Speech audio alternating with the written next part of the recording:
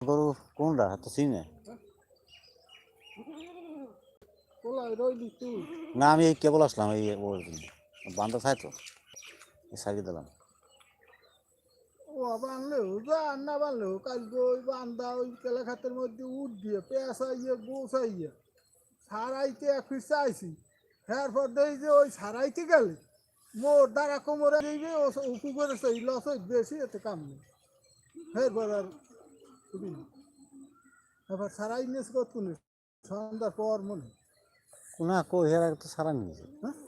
পেঁচাইছে কোন জায়গায় ওই কোনায় কেলা গাছে দুই দেরি লই ফেসাইছি একটা দুই দিয়া মুই যে কই হনো না যে উপকারের চাইতে মোর লস বেশি